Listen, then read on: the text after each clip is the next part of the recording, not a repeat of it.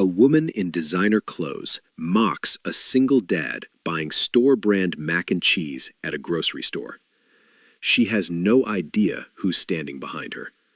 What happens next will restore your faith in humanity and prove that the best love stories start with one person defending another when no one else will. If you've ever been judged for doing your best, this is for you. Share this before the last line. You'll need someone to cry with. Alex Carter stood in the cereal aisle of Save Mart on a Tuesday evening at 6:47 p.m., holding 2 boxes of store-brand macaroni and cheese in one hand and a calculator app open on his cracked phone screen in the other. He was 32 years old, wearing a faded blue t-shirt with a small paint stain on the collar and jeans that had seen better years. His work boots were still dusty from the construction site. He hadn't had time to go home and change. He never had time anymore. The math in his head went like this. $12 left after paying the electric bill. 2 boxes of mac and cheese, $1.19 each. 1 loaf of bread, $2.49. Peanut butter, $3.29. Apples, on sale, $4 for a bag. That left him 63 cents, enough for a candy bar for Mia and Caleb to split. Tuesday was their favorite day because sometimes, just sometimes, Dad brought home something sweet. Mia was 7. Caleb was 5. Their mother had been gone for 8 months. Not dead, just gone. She'd left a note on the kitchen counter that said she couldn't do it anymore, couldn't be a mom, couldn't be a wife, needed to find herself, and Alex had read that note 17 times before he finally accepted that some people find themselves by losing everyone else. He put the phone back in his pocket, grabbed the macaroni boxes, and headed toward the bread aisle. That's when he heard her. "Oh my God, look at that." The voice came from behind him, female, sharp, the kind of voice that could cut glass if it wanted to. Alex didn't turn around.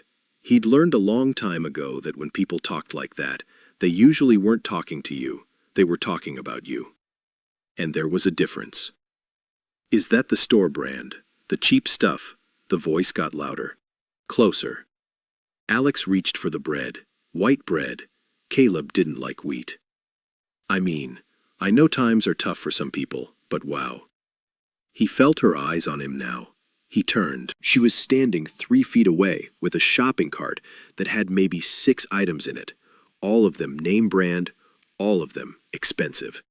She wore a cream-colored blazer that probably cost more than his rent, skinny jeans that looked painted on, and heels that clicked on the grocery store tile like a countdown timer. Her blonde hair was pulled back in a ponytail, so tight it looked like it hurt. Designer sunglasses rested on top of her head, even though they were inside. Her purse had a logo Alex recognized from commercials. Her name was Jessica Landry. Not that Alex knew that. But she looked like a Jessica, the kind of woman who sent food back at restaurants and asked to speak to managers. "Excuse me?" Alex said. Jessica looked him up and down with the kind of expression you'd give spoiled milk. "Store-brand mac and cheese," she said, pointing at his cart with 1 manicured nail. "I didn't know people actually bought that. What is that like, 50 cents a box?" $1.19, Alex said flatly. "Oh, even worse," she laughed. It wasn't a kind laugh. "Do your kids even eat that? I wouldn't feed that to my dog." Alex felt something tighten in his chest.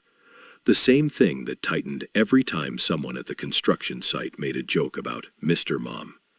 The same thing that tightened when his own mother had said maybe the kids should come stay with her for a while, because clearly this wasn't working. The same thing that tightened at 2 a.m. when he couldn't sleep, because the fear that he wasn't enough, that he'd never be enough, sat on his chest like an anchor. "My kids eat what I can afford," Alex said quietly. "Well, maybe you should get a better job," Jessica said, shrugging. I'm just saying. If you can't even afford real food." "Excuse me." Another voice, behind Jessica. Jessica turned. The woman standing there was about 30, maybe 5'6", with dark brown hair pulled into a messy bun and wearing a navy blue sweater, jeans, and white sneakers. No designer logos, no expensive jewelry, just a woman with a canvas grocery bag over her shoulder and an expression on her face that looked like she'd just watched someone kick a dog. Her name was Isabella Reyes, third-grade teacher at Lincoln Elementary. She'd been standing 2 aisles over, looking at pasta sauce, when she heard the whole thing. "Can I help you?" Jessica said, in the tone of someone who absolutely did not want help. Isabella looked at Jessica, then at Alex, then back at Jessica. "That man," Isabella said, pointing at Alex, "raises 2 kids alone, works 60 hours a week, hasn't missed a single parent-teacher conference, packs his kids' lunches every morning with a handwritten note inside, coaches his son's t-ball team on Saturdays, even though he's exhausted." Jessica blinked. "How do you?" "Because I'm his daughter's teacher," Isabella said. Her voice wasn't loud. It didn't need to be. It had something else. Weight. "And that cheap mac and cheese. His kids love it. He makes it with butter and a little garlic powder, and they eat every bite, and they smile while they do it. So maybe before you judge someone for buying what they can afford, you should ask yourself what you're doing with your life that's worth half as much." The grocery store went very, very quiet. Alex stared at her. He knew who she was. Mia's teacher, Miss Reyes. Mia talked about her constantly. Miss Reyes let them have extra recess. Miss Reyes taught them about butterflies. Miss Reyes said Mia's drawing was good enough to go on the wall. But Alex had only met her twice. Once at the beginning of the school year, once at parent-teacher conferences last month. She'd told him Mia was doing great. She'd smiled at him the way teachers smile at parents. Professional. Kind. Nothing more. He didn't know she'd noticed the lunches. He didn't know she'd noticed anything. Jessica's face went through several colors. Red, pink, white. She opened her mouth, closed it, opened it again. "I was just—" "You should go," Isabella said. Not mean, just final. Jessica grabbed her cart and walked away fast, heels clicking double time, and Alex stood there holding his store-brand macaroni and cheese and feeling like the floor had just shifted under him. Isabella turned to look at him. "I'm sorry," she said. "I shouldn't have jumped in. I just—" "Thank you," Alex said. His voice came out rough. He cleared his throat. "Thank you. You didn't have to do that." Isabella shook her head. "Yes, I did." They stood there a moment, the fluorescent lights humming overhead, a store announcement crackling about a sale on chicken in aisle 9. "Mia's a great kid," Isabella said finally. "She talks about you all the time," Alex said. "Good things, I hope." "She says you're the best teacher in the world." Isabella smiled. A real one. The kind that made her eyes do something soft at the corners. "She's easy to teach. She's curious. She asks questions. Isabella stopped. "How are you doing?" It was the way she asked it. Not casual, not automatic. The way you ask someone when you actually want to know the answer. "I'm okay," Alex said. "That's not what I asked." Alex looked at his cart, at the bread and the macaroni and the phone with the cracked screen resting on top of the apples.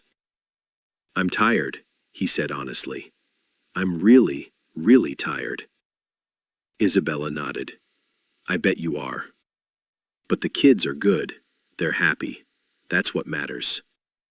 "It matters that you're okay too," Isabella said softly. Alex didn't have an answer for that. No one had asked him if he was okay in 8 months. Not really. People asked how the kids were, how he was managing, if he needed help with babysitting. No one asked if he was okay. Like he was just a container for the kids, and the container didn't need anything. "Do you have help?" Isabella asked. "Family? Friends?" My sister watches them sometimes, when I'm working late. And my neighbor, Mr. Patel, he picks them up from school if I can't make it. Alex shrugged. We manage. You do more than manage, Isabella said. You're doing something most people couldn't do. Alex felt something crack inside his chest. Not bad. Not breaking. Just opening. Like a window that hadn't been opened in a long time and someone finally unlocked it. I should, he gestured at his cart. I should check out. They're at my sister's, and I told them I'd be home by 7:30. Of course. Isabella stepped back, then hesitated. Alex? It was the first time she'd said his first name. It landed differently than Mr. Carter. It sounded like an actual person saying another actual person's name. Yeah? If you ever need anything, for Mia, for Caleb, for you. She reached into her bag and pulled out a small notebook, tore off a corner, wrote something, and handed it to him. That's my cell. Not my work number, my actual number. If you ever need someone to talk to, or if the kids need anything, I mean it. Alex looked at the paper, at her handwriting, neat but not perfect, human. Thank you, he said again, because he didn't know what else to say, because his entire vocabulary had shrunk to 2 words, and they both felt too small for what was happening. Isabella smiled. You're a good dad, Alex. Don't let anyone make you forget that.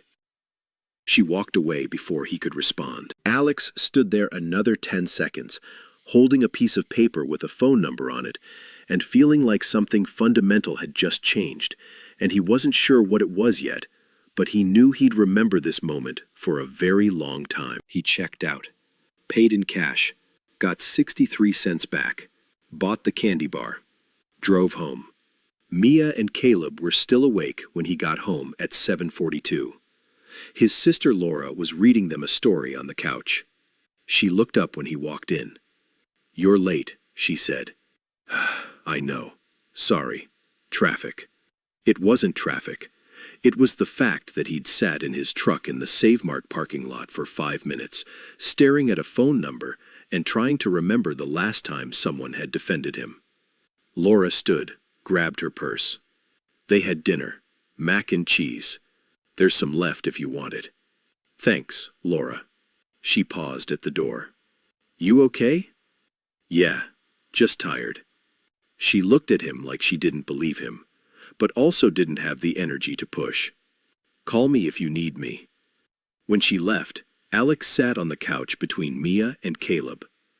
Mia immediately climbed into his lap. Caleb leaned against his arm. Did you bring a surprise? Caleb asked, eyes wide. Alex pulled the candy bar from his jacket.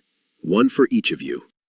They broke it in half, carefully, fairly, the way kids do when they know treats are rare. Daddy? Mia said, chocolate already on her chin. Yeah, baby? Miss Reyes asked about you today. Alex's heart did something strange. She did? Yeah, she asked if you were happy. What'd you say? I said sometimes you cry at night, but you try to be quiet about it. Alex closed his eyes. Opened them. Tried to smile. Daddy's okay, sweetheart. That's what I told her.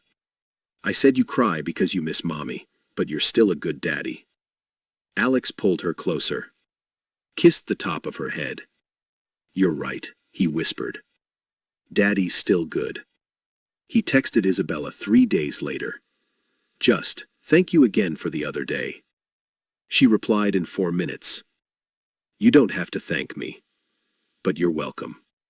Then, how are the kids? He found himself typing more than he meant to. About Caleb learning to tie his shoes. About Mia reading a book above her grade level. About how they were both doing okay, and how sometimes that felt like a miracle.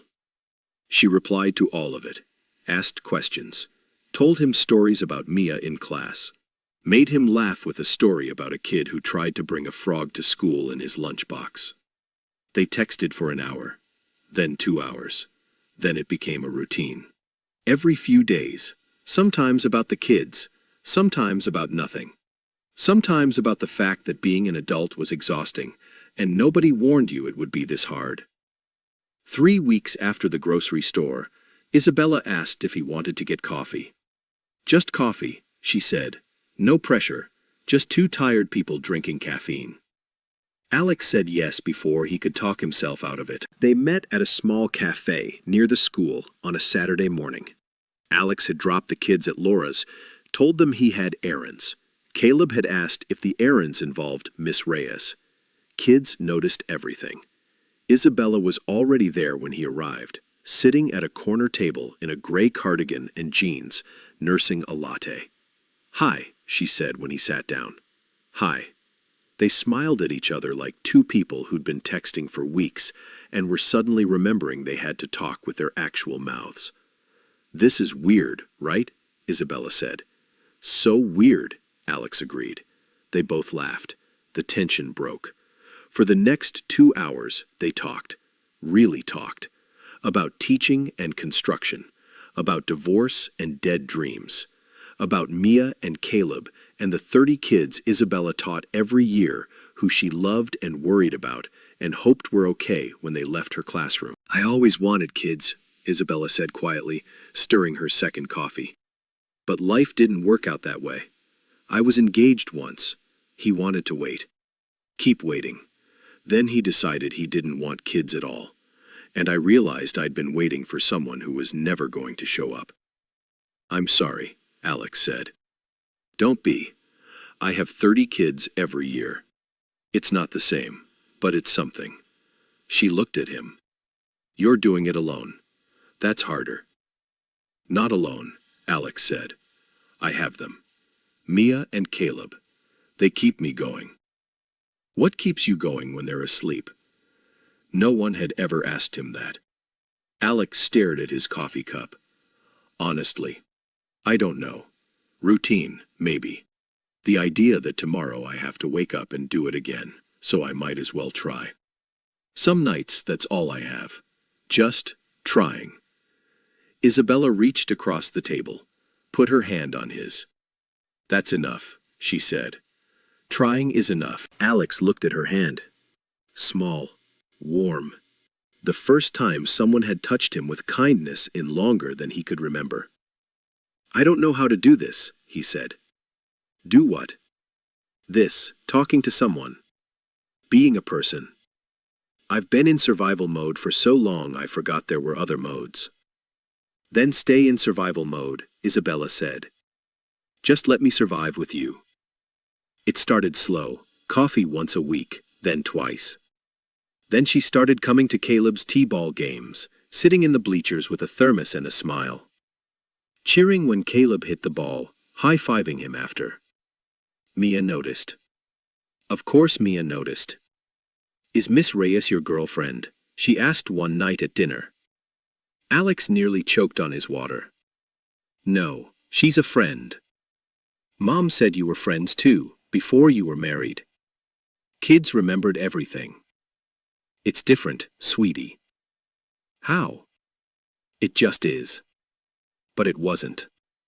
Not really, not anymore. Isabella started bringing dinner over once a week. "I made too much," she'd say, even though they both knew she hadn't. She'd sit with them, help Caleb with his homework, listen to Mia read aloud, do the dishes while Alex put the kids to bed.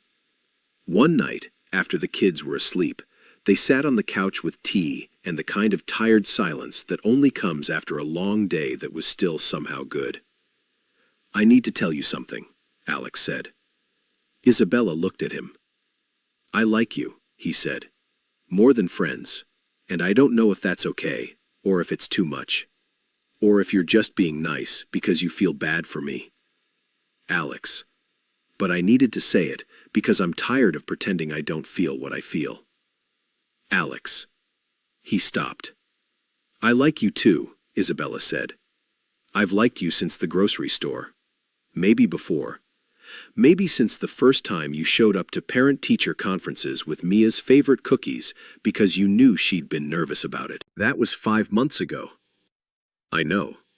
Why didn't you say anything?" "Because you were surviving," Isabella said, and I didn't want to add pressure. I wanted you to have space, to heal, to figure out what you needed. I need you, Alex said. Simple, true, terrifying.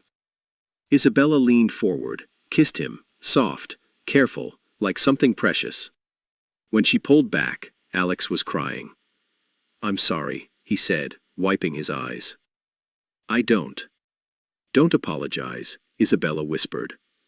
"Don't ever apologize for feeling something." 6 months later, Isabella moved in, not fast. They'd talked about it, with the kids, made sure everyone was ready. Mia had cried happy tears. Caleb had asked if this meant Miss Reyes would make pancakes every day. Isabella had said Saturdays. Caleb said deal. 1 year later, Isabella and Alex got married in Laura's backyard with 30 people and a cake Mia helped decorate, and Caleb as the ring bearer, who took his job so seriously he didn't smile the entire ceremony. At the reception, Isabella's maid of honor gave a speech. "I asked Isabella once why Alex," she said. "Why this guy? Why now?" And she said, "Because he showed me what love actually looks like. It's not flowers and fancy dinners.